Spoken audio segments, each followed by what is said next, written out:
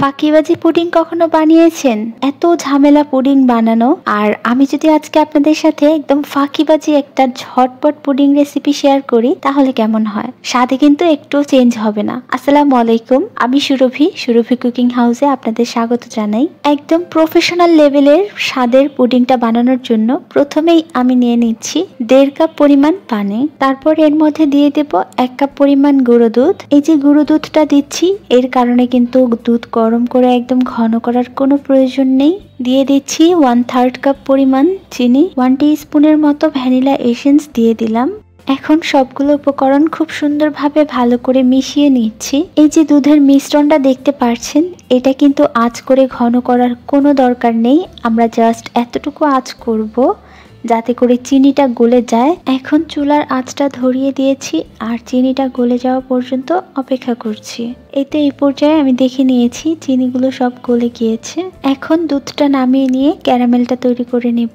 তার জন্য 1/2 কাপ পরিমাণ চিনি দিয়ে দিচ্ছি। এবার আমাদের আর কোনো কাজ নেই, এই চিনিটাকে মিডিয়াম হাই আঁচে গলিয়ে নিতে হবে। একটা জিনিস খেয়াল রাখবেন, যদি দেখেন এক সাইড এরকম লালচে হয়ে যাচ্ছে আর এক সাইডের গুলো হচ্ছে না, তাহলে এইভাবে একটু নেড়ে দিতে পারেন। তাছাড়া যদি দেখেন যে চারো সাইড দিয়েই নাড়তে হবে না, হয়ে যাচ্ছে, তখন নাড়ার প্রয়োজন নেই।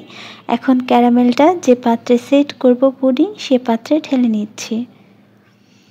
ক্যারামেলটা ছড়িয়ে দিয়ে এবার একটা পাত্রের মধ্যে নিয়ে নিচ্ছি 3টা রুম টেম্পারেচারে থাকা ডিম। ডিমটা অবশ্যই নর্মাল তাপমাত্রার হতে হবে, ফ্রিজের ডিম হলে কিন্তু হবে না। তো এই ডিমগুলোকে ভালো করে একটু ফেটিয়ে নেব যতক্ষণ না ডিমের কুসুম আর সাদা অংশ মিশে যাচ্ছে।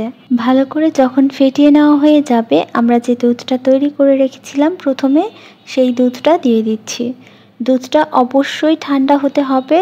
যদি নর্মাল না হয়, গরম হয়, তাহলে কিন্তু কুসুমগুলো দলা বেঁধে যাবে, মানে জমাট বেঁধে যাবে।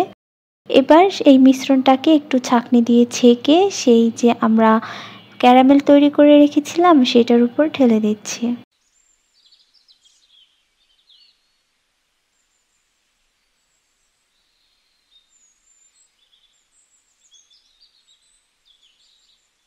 তো এবার এটার ঢাকনাটা দিয়ে আমি ঢেকে দিয়েছি। আর এইরকম একটা এবার পুডিংটা স্ট্রিম করার পালা। এর জন্য আমি একটা পাত্রের মধ্যে এরকম পানি দিয়ে নিয়েছি আর এর উপরে সেই যে আমাদের সেটা বসিয়ে দিয়েছি। প্রায় 30 থেকে 35 মিনিট পর আমি পুডিংটা চেক করে নিচ্ছি হয়েছে কিনা। দেখুন পুডিংটা একদম পারফেক্টলি হয়ে গেছে। এবার পুডিংটাকে আমি নামিয়ে নেব। পুডিং হওয়ার সময় কিন্তু নির্ভর করে আপনার চুলার আঁচের উপরে। সো চুলার আঁচ যেমন থাকবে তেমন সময় লাগবে। এখন পুডিংটাকে নামিয়ে আমি পুডিংটাকে প্রায় 2 ঘন্টার জন্য ফ্রিজে রেখে দিয়েছিলাম। 2 ঘন্টা পর পুডিংটা যখন পুরোপুরি ঠান্ডা হয়ে গেছে তখন নামিয়ে সার্ভ করে নিচ্ছি।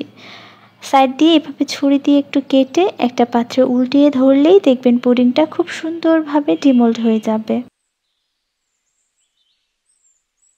এই তো দেখুন, মাশাআল্লাহ, পুডিংটা এত সুন্দর হয়েছে আর কালারটা যে কতটা সুন্দর হয়েছে দেখে বুঝতে পারছেন। আসলে মোবাইলে ক্যামেরাতে এত সুন্দর আসে না, বাস্তবে যতটা না সুন্দর দেখা যায়। তো আমি কেটে দেখাচ্ছি, দেখুন কতটা সুন্দর পারফেক্ট নরম সফট হয়েছে। মাশাআল্লাহ, এই পুডিংটা খেতে যে এত মজার হয়েছে আপনারা বাসায় না তৈরি করলে বুঝতেই পারবেন না। আর এটা বানানো এত সহজ, আমি দেখিয়ে দিয়েছি। আজকের পুডিং রেসিপিটা আপনাদের কাছে কেমন লেগেছে জানাতে ভুলবেন না। বাসায় অবশ্যই মাস্ট বি এই পুডিংটা ট্রাই করে দেখবেন। আমি এতটুকু গ্যারান্টি দিতে পারি, এই পুডিংটা খাওয়ার পর আপনার অনেক ভালো লাগবে। বাসার সবাই দেখবেন আপনার ভক্ত হয়ে যাবে। তো আজকে এখানেই বিদায় নেব। সবাই অনেক বেশি ভালো থাকুন, সুস্থ থাকুন। আল্লাহ হাফেজ।